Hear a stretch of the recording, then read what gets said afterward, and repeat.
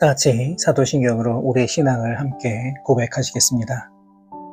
나는 전능하신 아버지 하나님, 전지의 창조주를 믿습니다. 나는 그의 유일하신 아들, 우리 주 예수 그리스도를 믿습니다. 그는 성령으로 잉태되어 동정녀 마리아에게서 나시고 본디오 빌라도에게 고난을 받아 십자가에 못 박혀 죽으시고 장사된 지 사흘 만에 죽은 자 가운데서 다시 살아나셨으며 하늘에 오르시어 전능하신 아버지 하나님 우편에 앉아 계시다가 거기로부터 살아있는 자와 죽은 자를 심판하러 오십니다.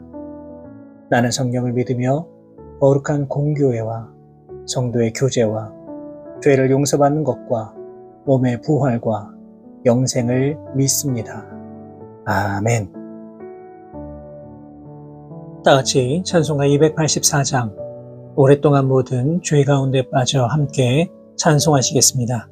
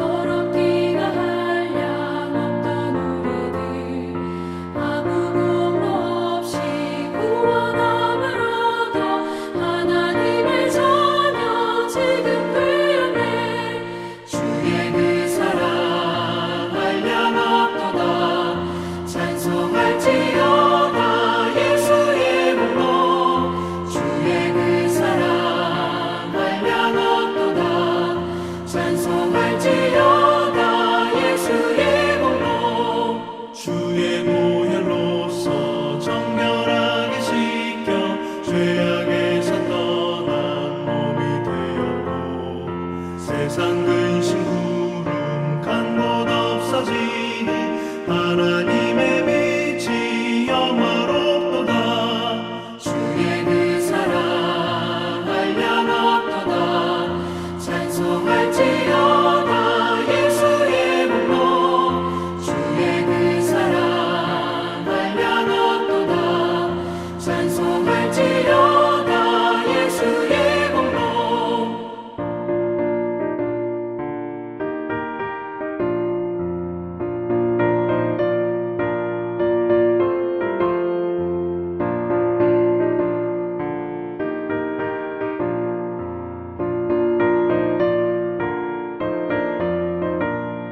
죄의 깊은 잠과 뜬 세상의 물을 어서 깨어나라 나의 친구여.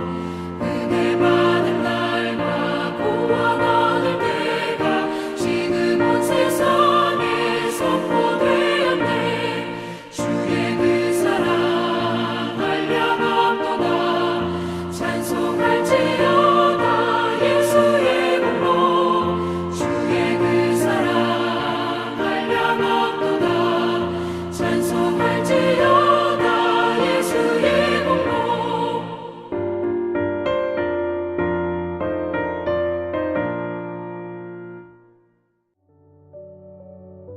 오늘 우리에게 주시는 하나님의 말씀은 구약성경 사사기 1장 1절에서 2절까지의 말씀입니다.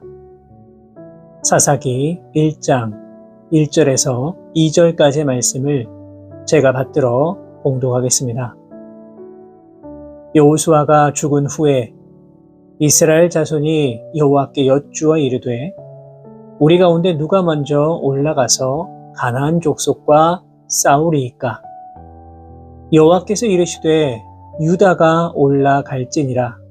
보라, 내가 이 땅을 그의 손에 넘겨 주었노라 하시니라. 아멘.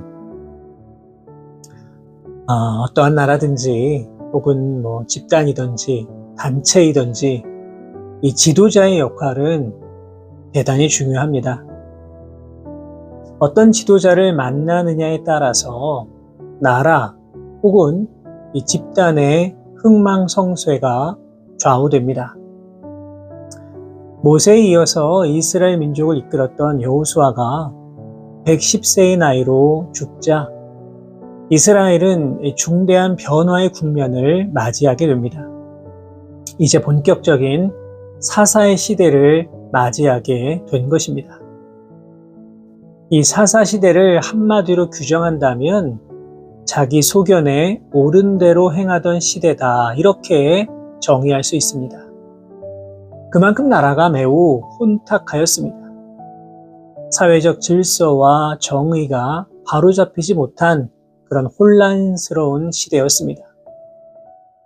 더욱이 여호수아의 뒤를 이어서 민족을 이끌 지도자가 없었다는 것은 이스라엘 민족에게는 커다란 위기가 아닐 수 없었습니다.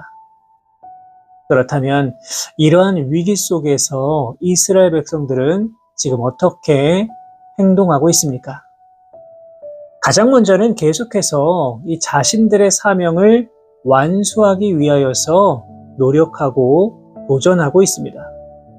본문 1절의 말씀입니다. 여호수아가 죽은 후에 이스라엘 자손이 여호와께 여쭈어 이르되 우리 가운데 누가 먼저 올라가서 가나안 족속과 싸우리이까? 이 지도자가 없는 이스라엘 민족은 이 위기를 어떻게 헤쳐나가야 하는가를 조금씩 깨닫고 있습니다. 그것이 무엇일까요? 그것은 바로 하나님의 뜻을 먼저 구하는 것입니다. 물론 우리도 마찬가지입니다. 우리가 의지해야 되는 것은 오직 하나님 한 분밖에는 없습니다.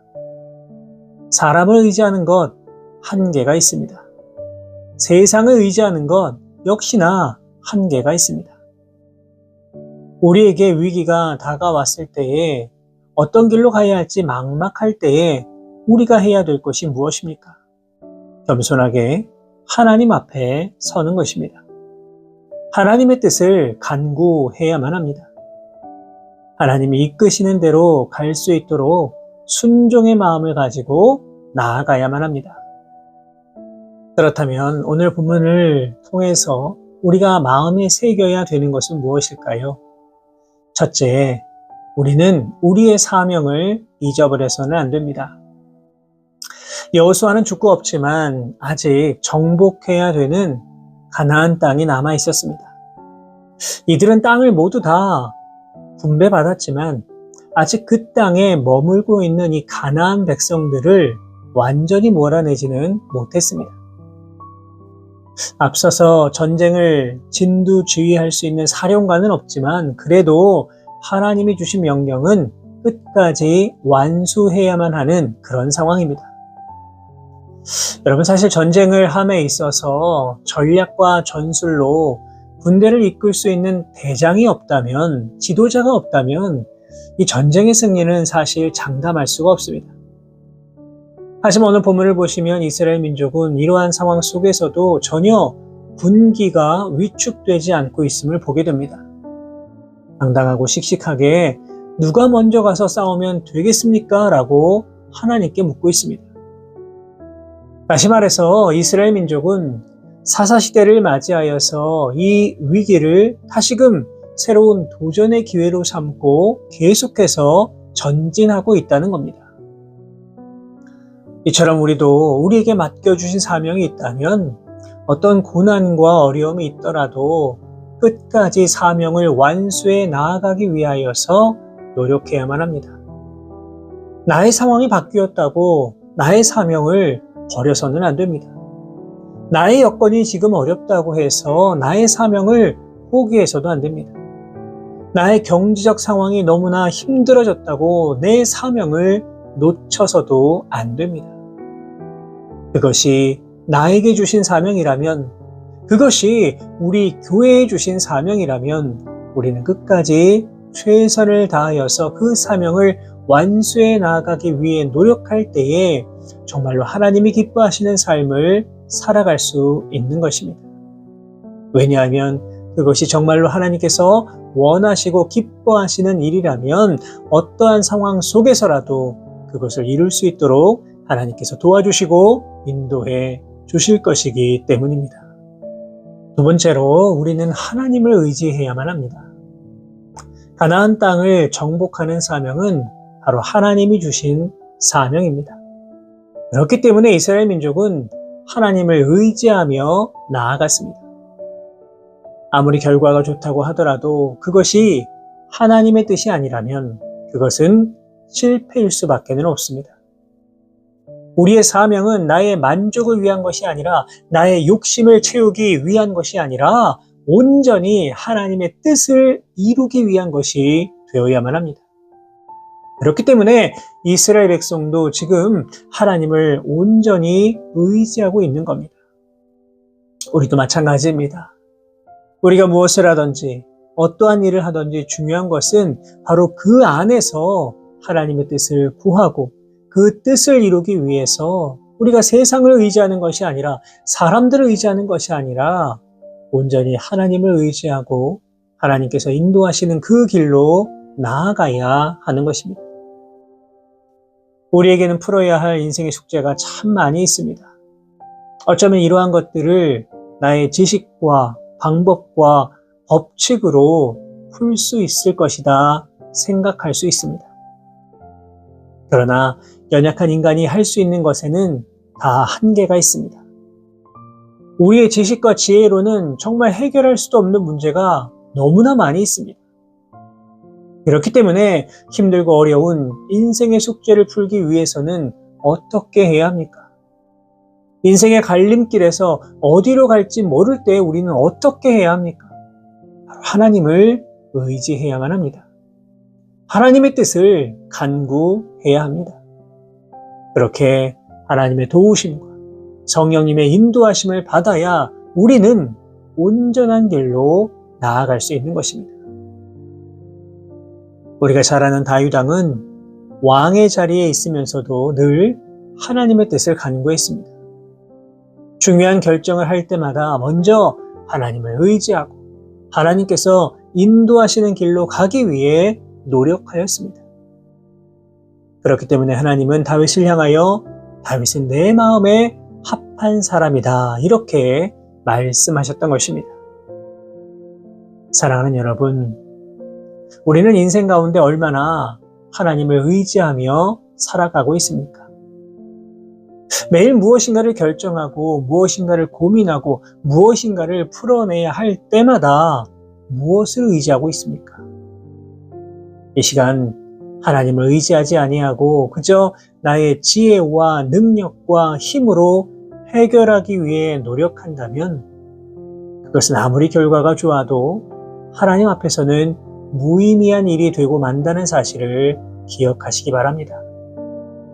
하나님께 인정받지 못하면 그것은 결국에는 다 실패한 인생이 되는 겁니다.